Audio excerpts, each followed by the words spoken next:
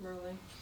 Okay, so starting with you, just give me your name and spell it for me. I want to make sure we spell it out right. Ida Cheatham. Ida, Ida. Cheatham, Cheatham. Good deal. And your turn. My name is James Morris Cheatham. And spell it. James. Morris. Cheatham. All right. Now, so beginning with you, how do you know Emma? Emma is my sister-in-law. I've known her for many, many years. Being in the family, like I think he was telling it today that we've been together for 62 years. Wow. That's a long time. And people wonder how we stay together so long. But with the God above, he did it. Good deal. I didn't do it, he did it. All right, Mr. Morris, Uncle Morris. So how do you know Emma? Emma, I've known Emma all of my life, which happened to be July the 14th, I turned 82.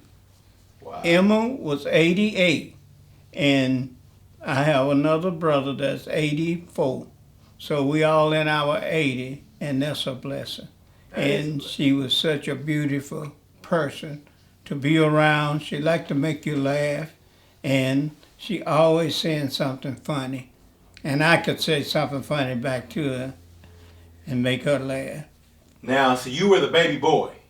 I was next to the baby boy. It was one under me. Okay. So how was she as a big sister? As a A big sister. She was your big sister? Yeah, she's my big sister. She was everything a brother could possibly ask in a sister. And when I would get wrong, she would chastise me. Now, you know Daddy don't want you to do that, boy. She called me boy all the time. And I would just laugh. I was very mischievous, you know. And she figured me out. The rest of them couldn't figure me out. And I didn't want to go to school. I thumped myself in the nose and make my nose bleed, and I didn't have to go to school, but she figured out that I was done. Now, so she's an older sister. Did you try to date her friends? Huh? Did you try to date her friends, her older friends? Did you try to date her older friend? Oh, no. You let them be. Okay, you let them alone. Okay, so now there's one in between you. How many brothers and sisters do you have all together? It was, counting myself, it was 6 boys and 4 girls. 10. Wow. And I'm the ninth of 10. So My what baby was brother was 9 years old when he passed. He was bitten by a snake. Wow. What Back happened with that? then, they didn't have a cure for a poison snake. He was And- 9. And he lived a year and he passed with so much poison in him he couldn't make it. So I became the baby, you know, and they treated me kind of like the baby. So tell me how they treated you like the baby. Well, whatever I want, mostly, I would get it. And I would find a way to get it, and they would give it to me. One would give it, or the other would give it, and that would make me feel good. Now you had 8 brothers and sisters. 6. 6 brothers and Yeah. sisters. Well, it's 8. 5. It's 5 or 6 with me. All together, you have 5 brothers Yes. and 3 sisters. 4 sisters. 4 sisters. Hmm. Okay. How was that growing up? It was, to me, I was a fun person that loved the woods, the country. I hunted and I fished. And growing up, I stayed in the wood most. I had a dog and we'd go hunting all the time. And so I was a happy person growing up, you know. And where'd you grow up? I grew up in a little place called Hughes Spring, Texas. The Cheatham Farm, which I plowed a horse and mule. I milked cows. I did pick cotton. I did it all. So there's much I can't do on a farm. Wow. So, do you remember how you met? Yes. Tell me that story. That story, it's a funny story. Because I was going to visit my sister. Where you get that door? The back. Oh, well, she got it. I was going to visit my sister. We lived in the housing project. And we lived on one side. My sister lived on the other side. I was going to her house. And here he come running. Can I go? Did y'all know each other? No. We never met each other before. Tell him how smart you got.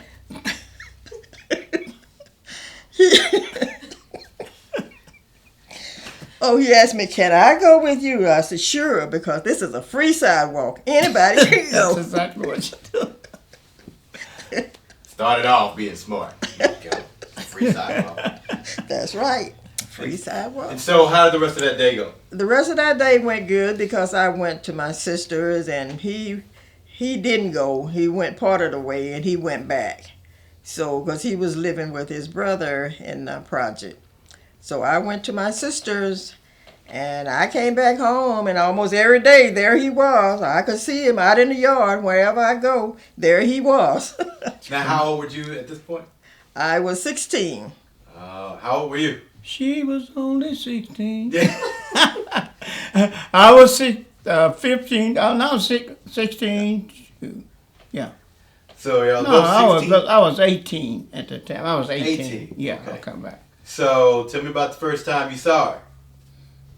First time we talked, No, you saw her before you talked to her. I said, she's a fine little chick. And I said, I think I want to make her mine. You know, she's walking down the street. She was in the drill team at Booker T. Washington. Had on a little uniform and all that. And man, my eye was open. And so I was living with my brother, and she lived on the end of Goldman Street in West Dallas. I walk out in my backyard, I could look down there and see her. So she couldn't get away too much because I seen her. So, he living with his brother, right? 18. All right. What do you think about him when you first see him? Just somebody just want to be ugly and act ugly. And when did that change? Oh, maybe 5 or 6 months later. What happened? Well, you know, we'd seen each other more and we talked. So that was the changing period. So when you talked, what did you think? I was still thinking, well, is this, I really want to be with him? Do I not want to? Do I want to date him? Or do I not want to date him? And, you know, so one day I said yes. And it was okay. It was okay. It's okay. Yeah. Oh, what's up?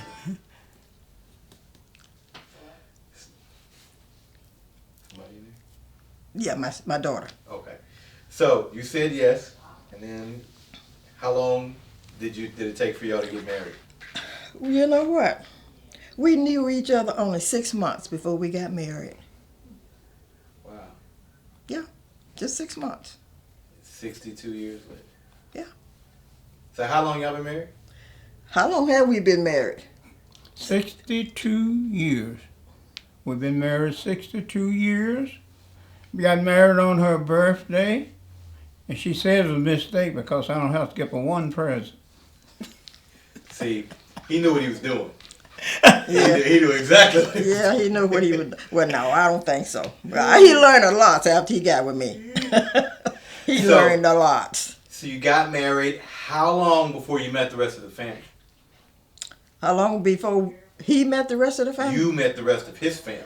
Oh, I met the family, a portion of them, before we got married. Okay. Because we went down to his hometown where his parents were still living. Okay. And I met quite a few of them, not all of them. Did you meet Emma? I'm not sure. Was Emma there when I went down, when I I don't She was think so. up here. No, she was in Dallas. Do you remember the first time you met her? No, I really don't. Okay. It was a long time ago. It's a long time. It's too long. I can't remember that. It's at the point you almost don't remember not knowing her. Yeah, you're right. So, what would you say to someone about Emma that never met her? What would you say? about She's a very kind and loving person. Anything she can do for you, she will do it. Good deal. What would you say about your sister? I would say, like she said, anything she could do, she would do it with a willing heart and be smiling. She had the most beautiful smile you wanted to see. And when she do things, she would do it with a smile. And she would always chastise me, boy, you know you shouldn't do that. And she would always say, you better treat Ida right. They all fell in love with Ida because you couldn't marry in the family that you introduce your future wife or somebody to your mother. Hold on one second. Hello? No, I have company right now. Oh, you got it, okay. I'll call you back.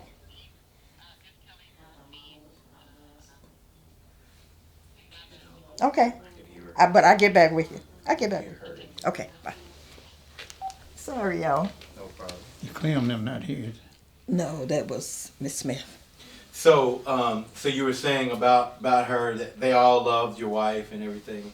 Yeah, well, when I introduced her to my mother and my father, she spent the night in the country. But, you know, old people don't let you sleep together. That was out of the line. So, Mama gave me her opinion. Son, that's a nice young lady. And she said, you plan on marrying her, make sure, you know, that you know what you're doing and you treat her right. Those was my mother's words. And they all fell in love with Ida. They all fell in love with Ida from the drill team. Now wait, you were 16. Yeah. You got married at 16? No. Okay. She got that wrong Six. on the 16. How You old was were you when you got 18. married?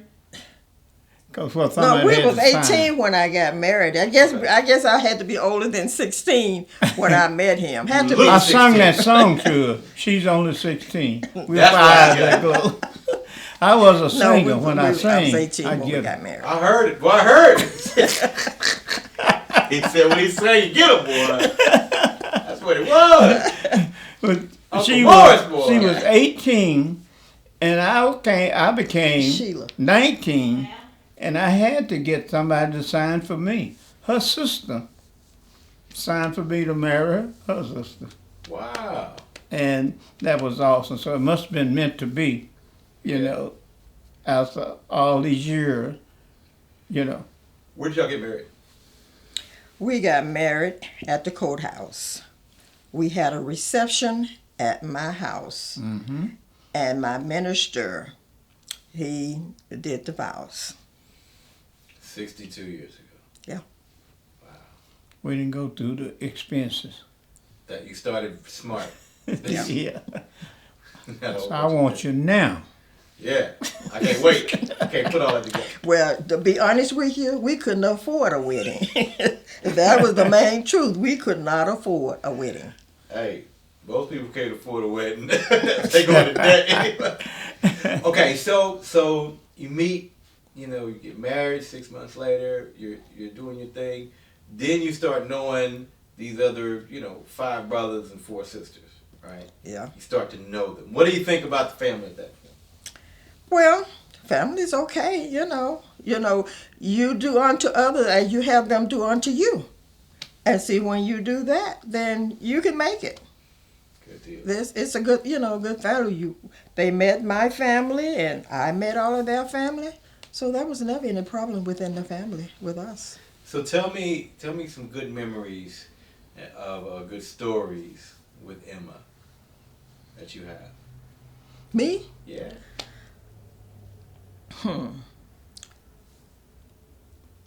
Good stories is that most of the time we would get together, Emma would always be at the gathering when others was not there, but she would always come to the gathering. Even before she got sick, she was still at the gathering. She still came. Whenever there was something going on, Emma would always be there.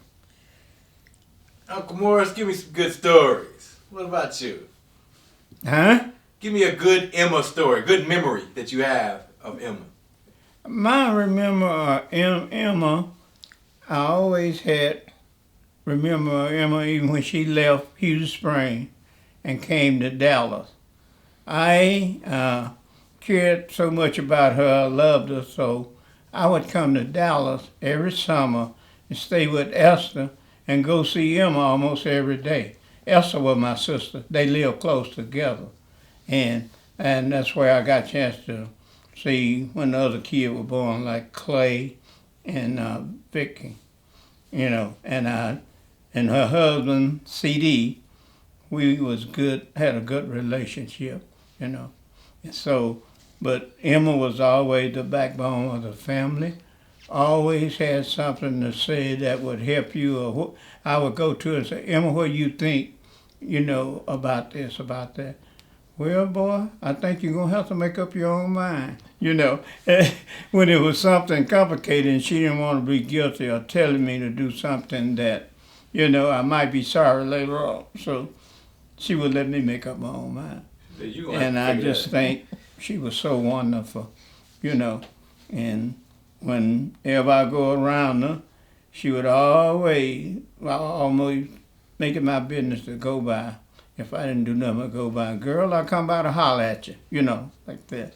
And she would just smile, And then I'd do my little stand a little while, then I'd get up and leave. But I did go to see her almost every day for a while, We had that kind of relationship. So Emma was blessed enough to have, from 3 kids, she had, 4 kids. Okay, from 4 kids, she had. Who Emma had 4 kids? 4 Yeah. kids. Yeah. Vic and Nita and Clay and Collie. 3 grandkids. And 8 great-grandkids. I thought they was grandchildren I was That's seeing.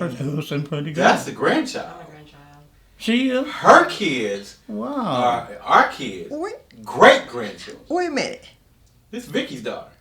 You kidding me? I'm your uncle. Yeah. Hey, we on camera. Sheila, you want to come in here for a minute? So Okay. This is the grandbaby. This is Wow. because this is Vicky's daughter. Right.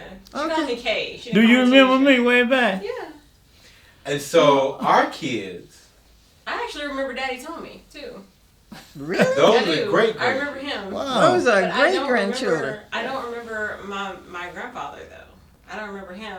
But I remember Daddy Tommy. Wow. When he Oh. was at the house with her. Yeah. So my oldest daughter is 19, about to be 20. Boy. So I say that to say, in 15 years and 20 years, her great-great-grandchildren may be watching this. Yeah. What do you want to tell her great-great-grandchildren about their great-great-grandmother? If I had something to say and do it my way, I would tell them your great-great-great-grandmother was one of the sweetest lady that you ever expect to meet. And I would tell them she didn't give up on nothing. Even her life when she was going through the sickness, she was so strong till I had to admire her, that she never complained. Oh, I don't feel so good. She would use those type of words, But she would never complain. And I would tell them she was a fighter. She showed them how to be a lady and also how to be a provider, and then how to do anything except stay in the kitchen. She didn't stay in the kitchen. She knew how to do other things. So I would express that thoroughly because I seen her pick cotton. I seen us work there to pay for the farm. We go to Greenville, Texas every year, pick cotton to pay for the farm. She was there. This is interesting. And I'm going to ask you the same question, but this is interesting because me and my son, my 14-year-old son, we had to go to somebody's house in Lubbock last week to go film some things. And on the way back, we just seen fields and fields and fields of cotton. Yes, sir. And I didn't even think about it. So my son says, he's a photographer. Mm-hmm. He says, Dad, can you pull over? Let me take a picture. So I'm like, yeah. So we pulled over in one of the huge cotton fields. And he's taking pictures of this cotton. And I'm sitting here like, it just hit. I took a picture of him taking a picture of the cotton field. Because I'm like, his grandfather had to pick that. Yeah. Yes, sir. You know what I'm saying? With 2 generations. His grandfather had to pick it. You know, he's taking pictures of it. He's taking pics. His grandfather had to pick. Yeah. Right? That And makes 3 generations. 3 generations. Wow, awesome. Isn't that wonderful? It is. And doing this, what you're doing now, as you said, they will be watching this. At least they know the history. Well, give him some history. Give him some more history. What would you say? Well, he told you about the cotton field. I think probably all of us at my age and our age, we all had to pick cotton, do things like that. Because I was in Dallas at that particular time, but before I came to Dallas, I had to pick cotton. I milked the cows. I used to feed the hogs. And we had to do all of that because we were living in a time, because if you didn't do it, then sometime you wouldn't have no meat. This was part of food that you was growing up. When you had all of this and the cotton, back to the cotton field, you didn't make much money, but that was a part of living, because you had that were where you would get your money from, because you picked the cotton and sold the cotton and you made your money. Funny you said that, because my next question was going to be, how much money did you make from picking cotton? Maybe a sack you would pay, was that 25 cents a sack, or was that $1 a sack?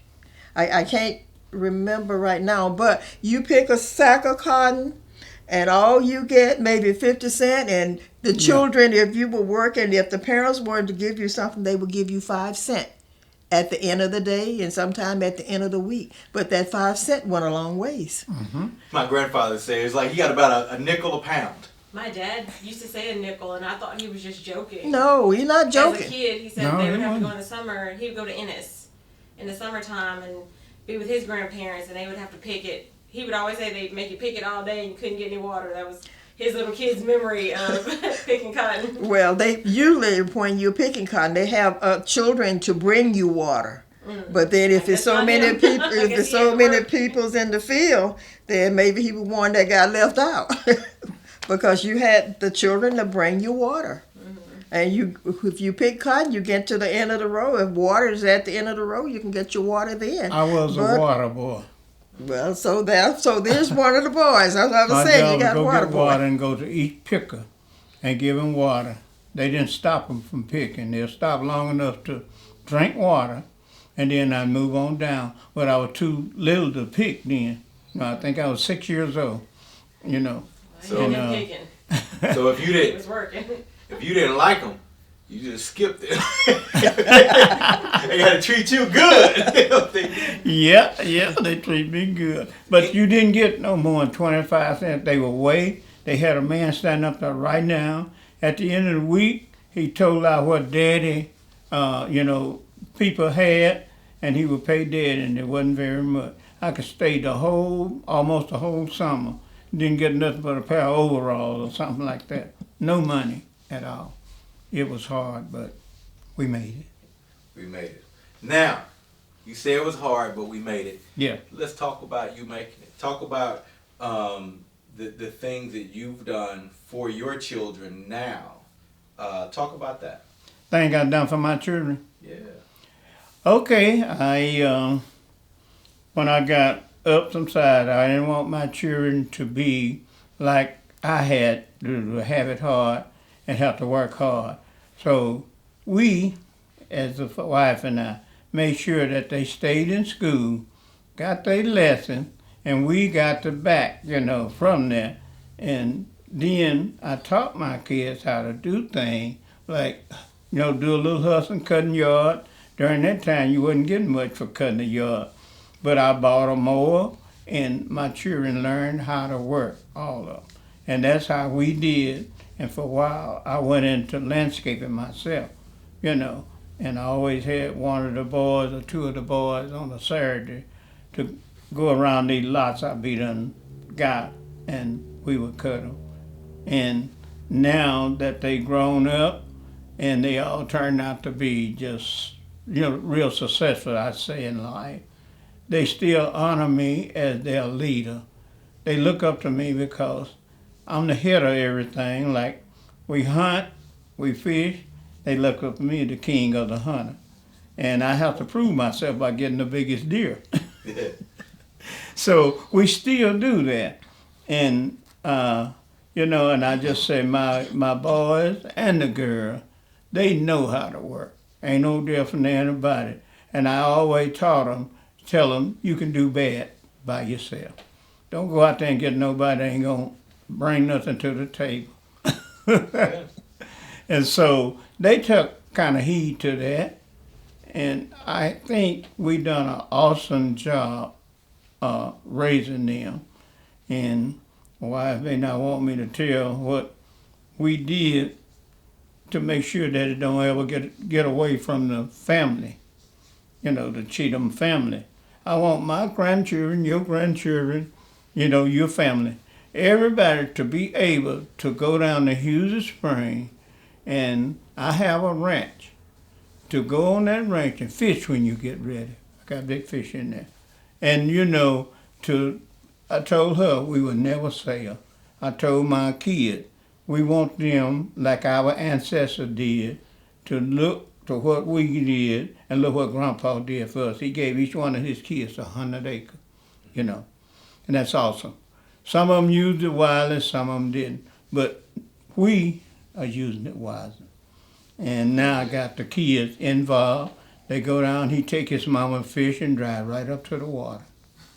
So I better let somebody else talk, because I'll keep going, man. It's all good. I'm going down memory lane. Well, let's go, man. Let's go. I ain't seen the stop sign. Hey, it's all green lights. It's all green lights. So, 100 acres. Yes. That's I have no idea what a blessing that is. Yes, sir. Most people these days, their kids inherit debt and hard times. So that's a wonderful thing. So from a real estate perspective, it's 100 acres. What other type of things you done for your children? Because there's a reason why I'm asking this. So let me talk to me about that. I had an example to show my son. There was Cheatham Air that had 35 acres next to the Cheatham land. They let a white person came in, squatted, got the 35 acres, said no, they're right now in a trailer home. And because they didn't take care of the business. Okay, my nephew and them and all that, they didn't like it. They wanted to bomb him off our land. But I'm the one that spoke up and said, no, that's not the way you do it. If those people that went to California and forsaken their land and didn't pay the tax, I said, that's their fault. And I said, this man had somebody there watching to see when the black people didn't pay tax. And so that's what happened. He said, no, that right now, but he can't ever do anything with it because he can't get a clear, town. And when I go down, I got a trailer house and everything, but just, explain to them, we would never let this happen. We had our land surveyed, and them old deed, they pointed out as a stake, a metal stake, X amount of yard.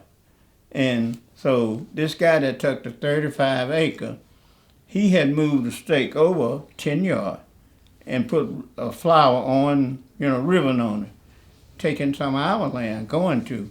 But by us getting a real estate guy, he pointed out when he got there and walked over what that thing said. We dug down. See, dirt had covered, dug down, and that was that stake. Them old people had it together on, there. So we called him up. He worked at Lone Star Steel. Told him he might ought to come home. Well, he wanted to be aggravated. Said, well, I'm working. I can't come. My nephew told him, so, well, we got a man out here, say if this track and line come right through your trailer home, that's why we putting our fence. We putting a metal fence here. And about 30 minutes later, he was there. So you can get their attention when you go. And so we just showed him what the line, and this is it. And we come about 10 feet from the trailer house, from our line, So we took care of business. Yeah. And those people, some of my ancestors didn't. And we're taking care of business now, Good deal. All right. Anything else you want to add to the video? No, that's good. I think that's good. Anything else you want to add? What are you going to miss most about Emma? What are you going to miss the most About Emma? I'm going to miss that beautiful smile that she had. And I thank God I'm the last one that's seen the smile. I was there last week, and Nita said she hadn't responded to nobody. And I walked in, she was looking good, and she wasn't saying nothing. So the nurse was there for to work, and they run me off. And I said, okay, sis. I said, I'm going to see you later. Girl, you hang in there. And she opened her eyes, and she waved at me. And from then, she closed them. She didn't respond to nobody else. So that was my goodbye. She said her goodbye to me. I said my goodbye to her. I accepted that. And when I got back, yes, I was like the rest of them, I cried. But after the crying, joy come. Joy is with me now, and think about the life she lived, the beautiful person she was, and now I'm not worried. I can talk about it, and I'll tell anybody that she was a beautiful person, and I'll always adore what she did for the Cheatham family and anybody else's family, Amen. All right. Cut. Good.